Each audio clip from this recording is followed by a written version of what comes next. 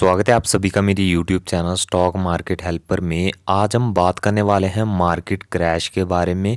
क्यों आज का दिन हमें निफ्टी 50 में बड़ी करेक्शन देखने को मिली, यानी बड़ा क्रैश देखने को मिला।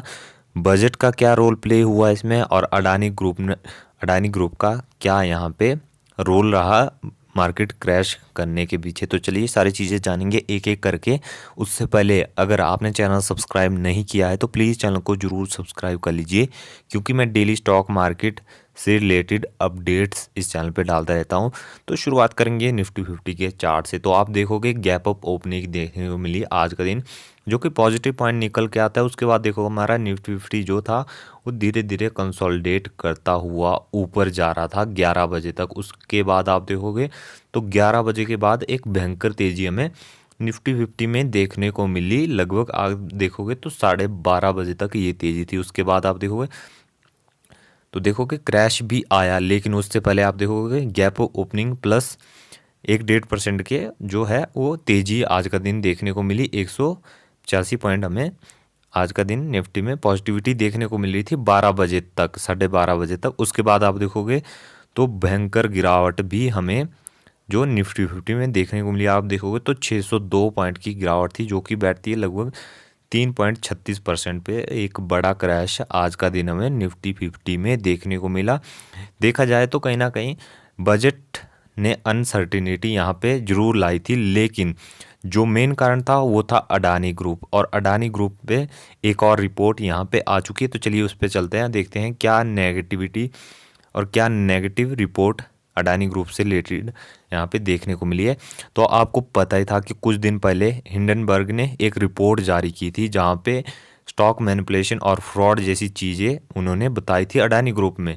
लेकिन उसके रिप्लाई में अडानी ग्रुप ने भी बहुत सारे पेजेस यहाँ पे जो थे उनके रिप्लाई में दिए थे, जिसके बाद देखा जाए तो कहीं ना कहीं तेज़ी वापस से हमें शेयर्स में बनती हुई नज़र आई। लेकिन अभी जो है वो क्रेडिट स्विस ने एक और रिपोर्ट जारी की है, जहाँ पे उन्होंने लिखा है जो अडानी ग्रुप के बॉन्ड से उनकी वैल्यू 0 है। यानी देखा जाए तो कहीं ना कहीं ये बहुत ही नेगेटिव जो है वो खबर निकल के आती है, जिसका इम्पैक्ट आप देखोगे तो डायरेक्ट शेयर्स पे हुआ। तो चलिए चलते अब देखते हैं इंडिविजुअल शेयर्स। तो देखा जाए तो बात करेंगे अंबुजा सीमेंट की। तो हाल फिलहाल में ही अडानी ग्रुप ने अंबुजा सीमेंट को एक्वायर किया था, जहाँ पे देखा जाए तो उन्होंने एक्वायर करने के बाद ही सबसे पहले आपको पता है शेयर प्लेजिंग की थी, यानी शेयर को गिरवी रखा था बैंक के पास, जो कि एक बहुत बड़ा नेगेटिव पॉइंट है कंपनी से रिलेटेड। ये चीज़ आपको पता होनी चाहिए। और सेकंड आप देखोगे तो अभी जो है वो कुछ दिन पहले हमें शेयर लगभग 550 के लेवल्स को टच कर रहा था।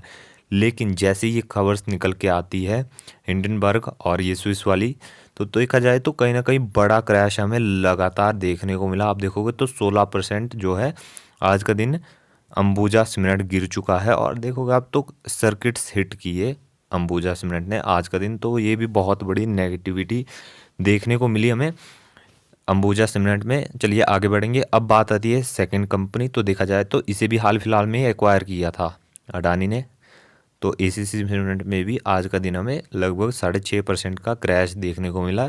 देखा जाए तो कंपैरिजन किया जाए अंबुजा और एसीसी में, तो अंबुजा में बड़ी गिरावट थी एसीसी के बजाय। तो देखा जाए तो एसीसी में भी हमें अच्छी खासी गिरावट आज का दिन देखने को मिली। चलिए अगला स्टॉक है हमारा अडानी विल्मर।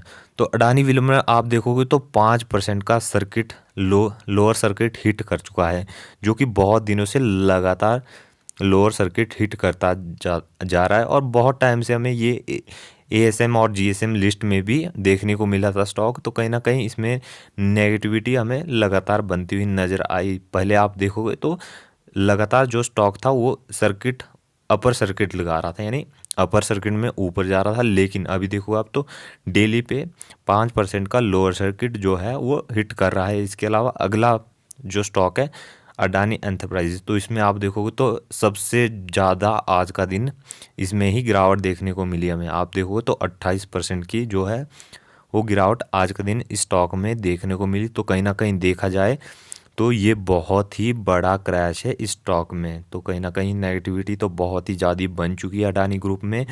और मेरे हिसाब से मैं पर्सनल चीज़ें बताऊं तो मुझे भी कहीं ना कहीं इनकी वैल्यूएशन सही नहीं लगती, मेरे हिसाब से भी ये गलत है। लेकिन इसका मतलब ये नहीं है कोई भी बाइंग सेलिंग रिकमेंडेशन यहाँ पे नहीं है, ये सिर्फ आपके नॉलेज पर्पस के लिए वीडियो है। तो देखा जाए तो अडानी एंटरप्राइजेज में भी हमें बड़ा क्रैश देखने को मिल चुका है। लार्ज कैप की कंपनी है, लार्ज कैप में इतनी बड़े गिरावटें बहुत ही नेगेटिव माहौल पैदा करती है। तो चलिए आगे बढ़ेंगे। अब बात आती है अडानी पावर। तो अडानी पावर आप देखोगे तो गैप डाउन ओपनिंग थी और गैप डाउन ओपनिंग के बाद ही सीधा लोअर सर्किट पे जो है वो लॉक हो जाता है। देखो आप लोअर सर्किट पे कोई भी आपको बाइंग सेलिंग नहीं देखने को मिलती। आप देखा जाए तो कहीं ना कहीं ये सारी चीज़ें लॉक हो जाती है। तो अडानी पावर भी मुझे कुछ खास नहीं लगता। देखा जाए तो स्टॉक बहुत टाइम से लगातार ऊपर जा रहा था। आप एक साल में देखोगे तो लगातार अपर सर्किट हिट कर रहा था।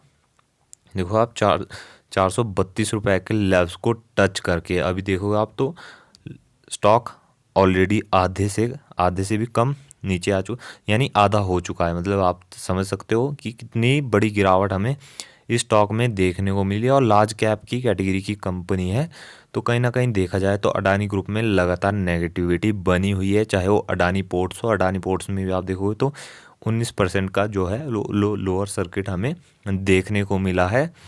और इसके अलावा जो अगले आगे के स्टॉक है जो आप देखोगे तो एल आई सी ने भी अपना 10% देखा जाए तो 10% पैसा जो है वो अडानी ग्रुप में इन्वेस्ट किया है। तो कहीं ना कहीं ये चीज़ें इम्पैक्ट यहाँ पे डाल रही है। तो एल में भी हमें बड़ा जो है वो फॉल देखने को मिला आज का दिन। कारण क्या था? अडानी ग्रुप के जो जितने भी शेयर थे उनमें जो है एल की बहुत बड़ी इन्वेस्टमेंट हाल फिलहाल में ही की गई है, जो कि कहीं ना कहीं हमें फंसती हुई नज़र आई है। यानी देखा जाए तो ये नेगेटिव पॉइंट निकल के आता है एल के लिए। और सेकंड है स्टेट बैंक ऑफ इंडिया यानी एसबीआई। तो एसबीआई ने भी बहुत ज़्यादा इन्वेस्टमेंट अडानी ग्रुप में की है। तो यहाँ पर भी हमें बहुत बड़ी गिरावट देखने को मिली। रिकवरी भी थी लेकिन जो गिरावट थी स्टार्टिंग में वो बहुत मैसिव थी। तो देखा जाए तो कहीं ना कहीं ये कंपनियां और ये बैंक दोनों अडानी ग्रुप की वजह से फंस भी सकते हैं। लेकिन इसका मतलब ये नहीं है कि कोई भी बाइंग सेलिंग करे, ये कोई रिकमेंडेशन बिल्कुल भी नहीं है। देखा जाए तो कहीं ना कहीं अडानी ग्रुप में बड़े क्रैश हमें देखने को मिले हैं। तो देखा जाएगा कि आगे क्या होता है। कल का दिन बहुत ही इंपॉर्टेंट रहने वाला है। तो चलिए मिलते हैं कल की वीडियो में। ये थी हमारी आज की वीडियो अच्छी लगी लाइक करें, चैनल को सब्सक्राइब करें। अगर थोड़ी भी आपको नॉलेज मिली हो इस वीडियो से तो प्लीज़ चैनल को जरूर सब्सक्राइब। मिलते हैं अगली वीडियो में।